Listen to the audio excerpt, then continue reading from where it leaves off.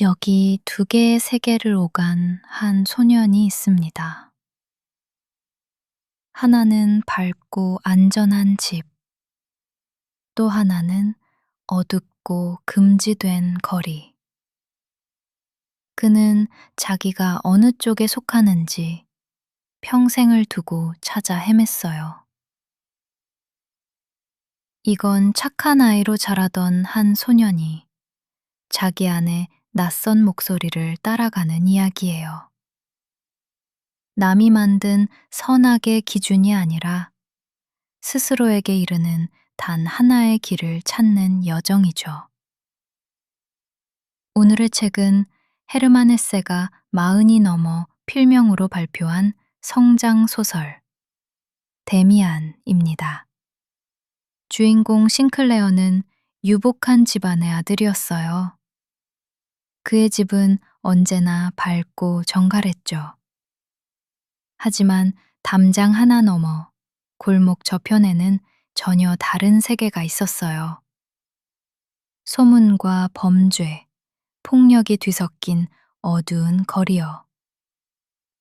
10살 무렵 싱클레어는 동네 불량배 프란츠 크로모 앞에서 잘 보이고 싶은 마음에 거짓말을 해요. 자기가 과수원 서리를 한 적 있다고 있지도 않은 이야기를 지어낸 거죠. 그런데 크로모가 그 말을 붙잡아요. 서리는 범죄야. 내가 신고하면 넌 끝장이지. 그날부터 싱클레어는 크로모의 노예가 되고 말아요. 돈을 갖다 바치고 시키는 대로 심부름을 하고 싱클레어의 밝던 세계는 조금씩 균열이 갔어요. 부모님 앞에서도 이제는 온전히 착한 아이일 수 없었죠. 누구에게도 말할 수 없었어요. 밝은 세계의 사람들에게 이 어둠을 들키면 다시는 그리로 돌아갈 수 없을 것 같았거든요. 싱클레어는 그렇게 혼자 조용히 무너지고 있었죠. 그 무렵 학교에 한 전학생이 들어와요. 막스 데미안. 또래보다 훨씬 어른스럽고 눈빛이 남달랐던 아이였죠. 아무도 그를 함부로 대하지 못했어요. 데미안은 수업 시간에 카인과 아벨 이야기를 완전히 다르게 풀어내요. 이마에 표식을 지녔다는 건 어쩌면 남들과 달랐다는 뜻 아닐까? 싱클레어는 그 말에 머리를 세게 얻어맞은 기분이었죠. 데미안은 싱클레어의 사정을 눈치채고 조용히 개입해요. 며칠 뒤 크로머는 거짓말처럼 싱클레어를 더 이상 괴롭히지 않았어요. 어떻게 한 건지 싱클레어는 끝내 묻지 못했죠. 구원받았지만 싱클레어는 데미안에게 고맙다는 말조차 제대로 못해요. 그가 너무 커 보였거든요. 두 사람 사이엔 묘한 거리가 생겼고 얼마 뒤 데미안은 다른 학교로 전학을 가버려요.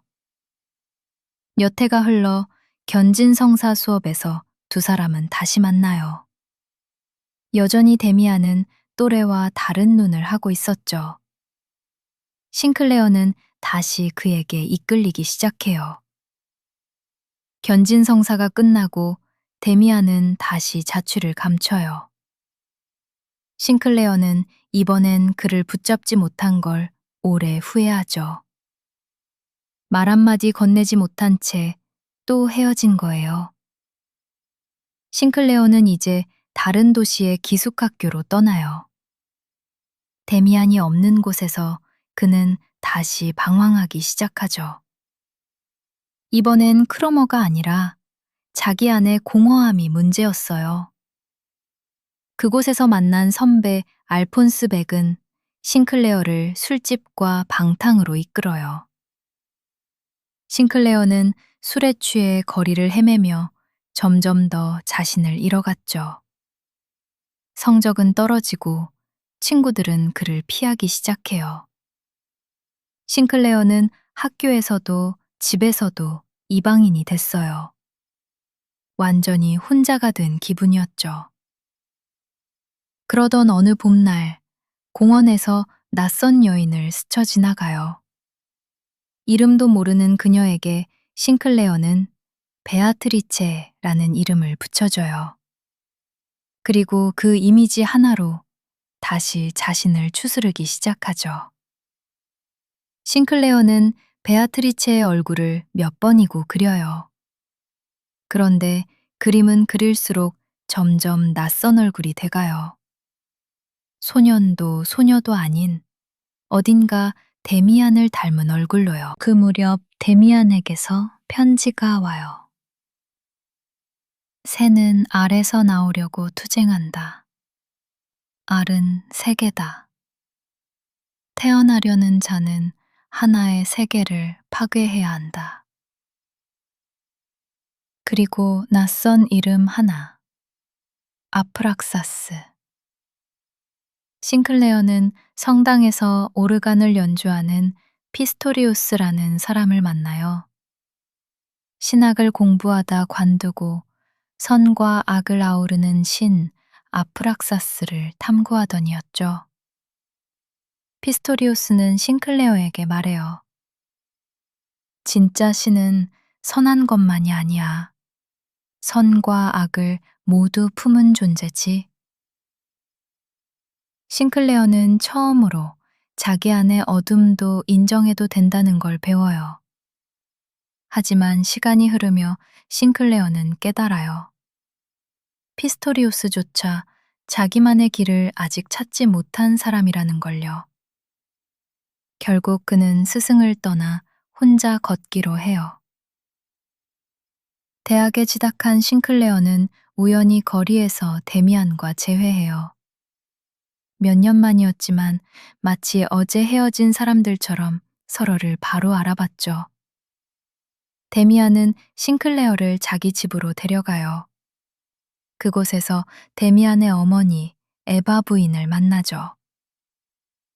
싱클레어는 첫눈에 오래전부터 이 사람을 알고 있었던 것 같은 기분에 사로잡혀요. 데미안의 집에는 비슷한 눈빛을 가진 사람들이 모여들었어요. 저마다 다른 삶을 살아왔지만 모두 자기 안의 목소리를 따라가려는 사람들이었죠. 싱클레어는 드디어 자기 자리를 찾은 기분이었어요. 이 무리 안에서 싱클레어는 배워요. 선악은 누가 정해준 게 아니라 자기 안의 목소리로 매 순간 다시 물어야 하는 거라는 걸. 처음으로 그는 자기 삶의 주인이 된 기분이었어요. 싱클레어는 에바 부인을 점점 더 깊이 사랑하게 돼요. 연인으로도 어머니로도 어쩌면 자기 자신의 또 다른 모습으로도. 에바 부인은 그런 그에게 조용히 말해요.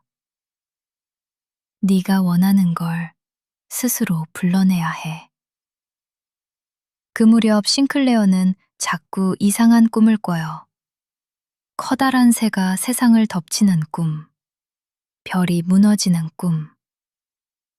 데미안도 같은 시기 비슷한 꿈을 꾸고 있었다고 말하죠. 얼마 지나지 않아 전쟁이 터져요. 젊은이들은 저마다의 이유로 전장에 나가고 싱클레어와 데미안도 함께 입대해요.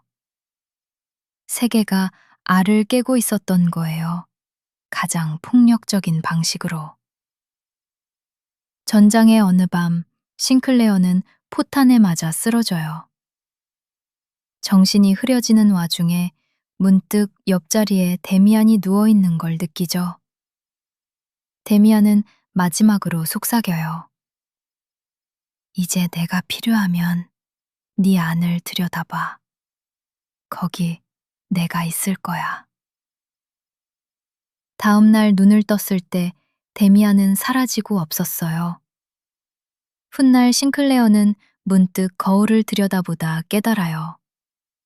그 안에 비친 얼굴이 어느 순간부터 데미안을 닮아 있었다는 걸요. 데미안이 남기는 가장 강렬한 지점은 데미안이 처음부터 싱클레어의 바깥에 있던 사람이 아니었을지도 모른다는 거예요. 어쩌면 그는 싱클레어 자신이 부르고 싶었던 또 다른 자기였을 수도 있죠.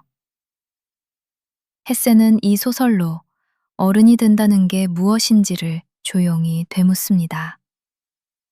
남이 정해준 세계 안에 머무를 것인가, 아니면 그 알을 깨고 나와 자기 자신에게 이르는 길을 걸을 것인가.